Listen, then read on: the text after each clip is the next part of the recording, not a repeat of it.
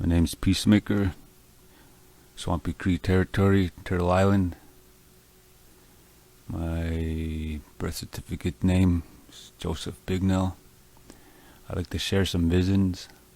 I like to share a particular vision, the Ascension Dream to the Tree of Life.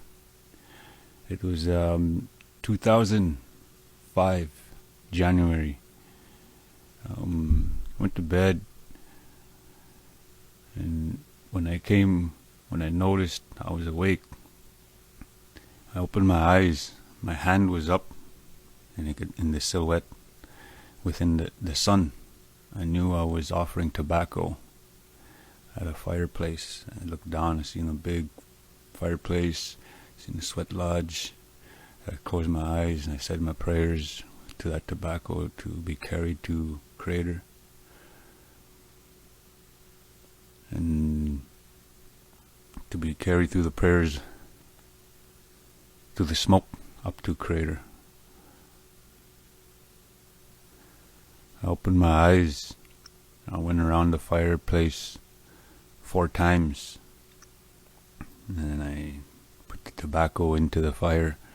And I looked around and I noticed there was just elders and children. There were no young men around. No men, no young men. Just children and elders. So I said to the Scabes, the helper, Scabes, where's all the warriors? And he looked at me and smiled. It's like I can hear him, but he wasn't moving his lips. He just smiled. He said, there's only you. We've been waiting for you. I'm glad you are here now. We've all been waiting. Don't be scared. There's just you. And I looked around again. I looked at the sweat. The sweat lodge looked see-through, but I knew it wasn't. And I looked at the elders and children all around me again. They're just like waiting for me to just do or say something. So I went in, I crawled into the sweat lodge on all 4, because everything on earth is the same. No one's higher or lower. We're all equal. I crawled into the sweat lodge on all 4, and I noticed right away where the grandparents are placed. The stones and the water, the life source to cleanse, like a sweat or whatever they call, where the people go to a sauna. There you go, sauna. Instead of one, like a regular sweat, or like a sweat, how when you see a sweat, there's one hole in the ground with all the grandfathers, grandmothers, the stones, where we put the water on. And then the sweat purifies the prayers, and the prayers go up. Anyways, I noticed there was 2 of them. And I said to the Scabes, why is there 2 places for the grandfathers and grandparents? Why is there 2 places for the grandparents? And he said, there's only you. It's for you. We've been waiting for you. You have to sit in the middle, in between them. So I did. I sat in between those 2 places where the stones go. And then I looked around, the sweat looked see-through again. I looked down, like I lifted the tarp up. I can see all the elders and children. They moved a little bit closer. It was all around, all around. I remember the landscape. It was sunny, very sunny out, hardly clouds. It was hot. It was by the Umperville Road turnoff from the tracks. It was just right there on the first turn, on the ditch part, that little walking path going towards my friend Delbert's and his family's house, towards that path going towards my buddy Lyle's and his family's, that little path there cutting off Umperville Road. That's where it was. I knew where I was. I knew it was Swampy Cree territory. Everything was the same except there was no mall, no buildings, no homes, no nothing like what we see today. But other than that, the landscape was there, the shape, everything. Just imagine no buildings around. That's how it looked. And I said to the Scabas, when are we going to start to sweat? I was anxious, I was nervous, I was kind of scared. At the same time, I was happy. I felt this energy in me. It was like, unbelievable. Awesome. So he goes, well, we're going to start. Then I heard like a thundering voice, bring in the life. And just loud. I knew what that meant. Right away the Scabas bring the water, poured it on the stones. And it got real hot and the song started. Boom, boom, boom, boom. I started singing the turtle song, the bear song, the eagle song, all these songs, these sacred songs. And we'd done that first door. And I wanted some warriors there with me or someone. I said, Scabas, where's the warriors? When are they coming? And it's like I was up close to him again. I could see him smiling, but his lips were not moving. But I can hear him. He said, there's only you, peacemaker. Don't worry. We've been waiting for you. So I heard it again. Bring in the life. This time it was getting stronger. Boom, boom, boom, boom. The songs were going. The prayers. Then the third door. I looked down. I lifted the tarp again. And all the youth and the elders were closer. And this time, during the third door, bring in the life. The Scabas bring in the water, poured it on the stones. And we started singing the turtle song. And I can hear the elders and the youth singing along with me, but quietly. It sounded lots. And it was going louder, louder. It was getting more hot. The prayers were getting more felt from my heart, my soul. And the fourth door. And he said, Scabas, where's the warriors? And he said, don't be scared. It's only you. There was only you. We've been waiting for you. So I said, okay, burn some tobacco. And he burned tobacco. And then the fourth door came. Bring in the life. Bring in the life. Boom, boom, boom, really loud. The singing was loud. I was yelling out my prayers in tears, standing up in the sweat. And I noticed the elders and the youth, they came all running towards the sweat. They grabbed it and started shaking it, singing along with me, singing along with the turtle song, the truth song. See the truth on the turtle's back. He comes across the great waters. He showed the people to sing and dance. That's the truth song. Those are the lyrics.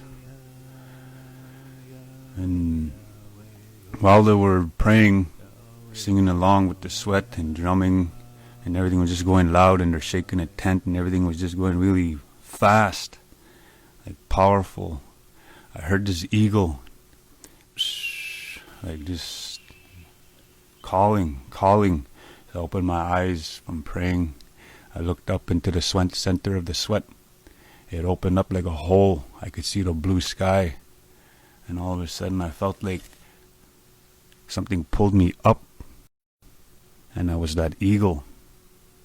I was that eagle flying through the sky. Blue sky. And everything went dark. And I can see blackness all around.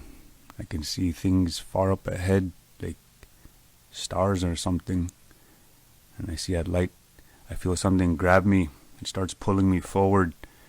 And that little speck of light comes forward to me, and all of a sudden I'm in space. I'm looking around. I'm kind of scared and amazed what's going on.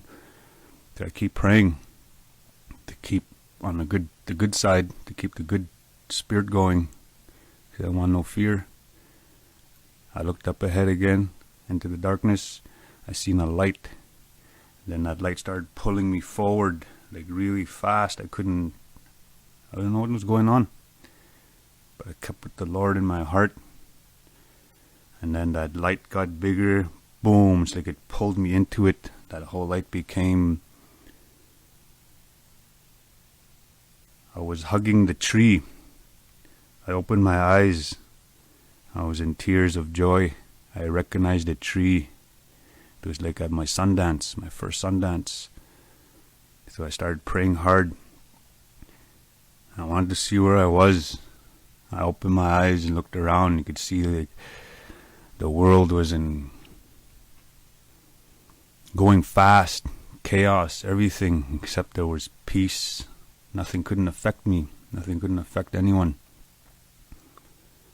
And I looked around, up to my right. I saw Elder Rainbow Woman, Connie, the one who showed me the path. In 97, I went to my Sundance first time. She was there. She was just smiling at me. And I started praying, hugging the tree of life again. And I felt someone stand beside me. I looked. He was about 7 feet tall, 8 feet tall. He was dressed like the shawl and regular and all that, like how Jesus wears his robe. He was dressed like that, plain linen, nothing fancy. And then when I looked at his face, and you could see the light, kind of see like a beard, curly hair. And from growing up, remembering my visions and these spiritual things that have happened, I told myself, if I ever see him again, I want to see his face. So I tried. When he was standing beside me at the tree of life, I tiptoed a little and looked right into his face. The only thing it did is just go really bright, like very bright. It was an awesome feeling. So I just grabbed the tree of life again, started hugging and praying. That's when I felt him put his hand on my shoulder. He patted me. And when he put his hand through my shoulder, the feeling went through my every part of me was electrified with this powerful love. I don't know how to say it. Every part of me. That's where I come from when I speak, when I share things. Because I know he's always watching. None of us can hide. We got to do our part. We're here to rise for the love of God. We're not here to serve a monarchy and or fake entities or corrupt entities. We've been tricked to think our governments. That has to stop. It will. This is why this is happening. This is why you're learning what you're hearing. Is Jesus. He is the tree of life. When he put his hand on me and I felt that feeling, it was like I felt that feeling of being pulled towards it. I felt the reverse of it pulling away. I didn't want to let go. And then boom, it's like it got pulled away. All that reality got pulled into a little speck of light way, way, way far. And I was floating in space again. I tried to look around and see where I was. All I saw was darkness. Then I felt something pulling me backwards again. Further, like I was going back the way I came. That's what it felt like. But this time, when I stopped and I saw a light coming towards me again, it pulled me. Boom. There I was. I was standing at my grandmother's and my mum's reserve, Baronland, Brochet, Reindeer Lake. I was standing by the washroom.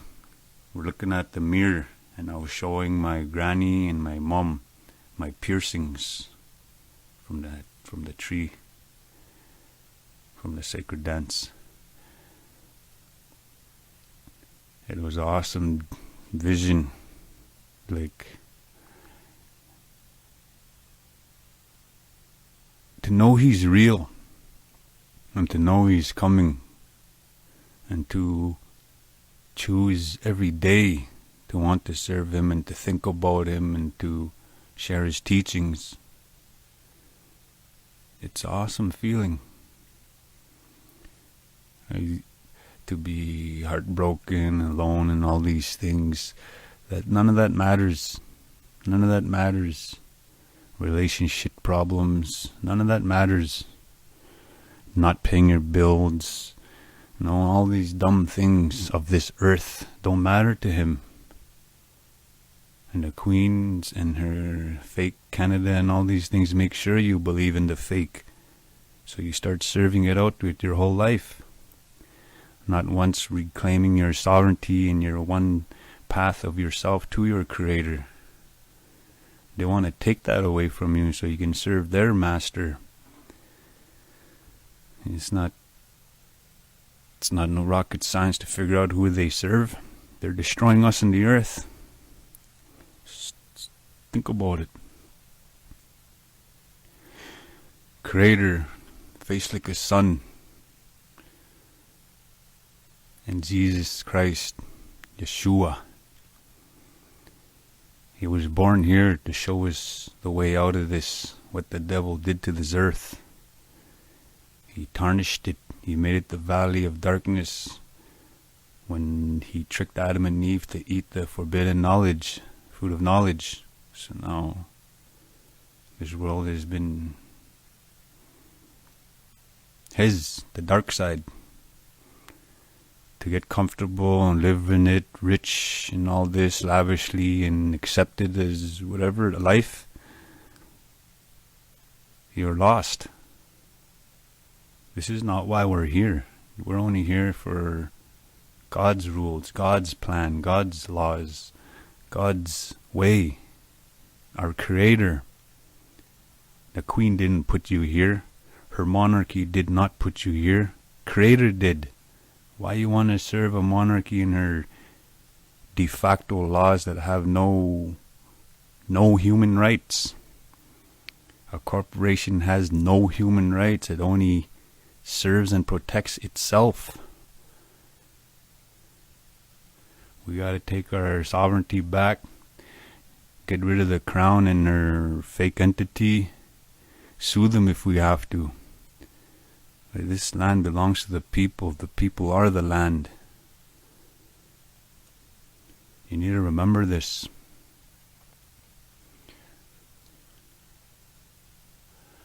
I had my ascension dream, the ascension vision to the Tree of Life, 2005, January.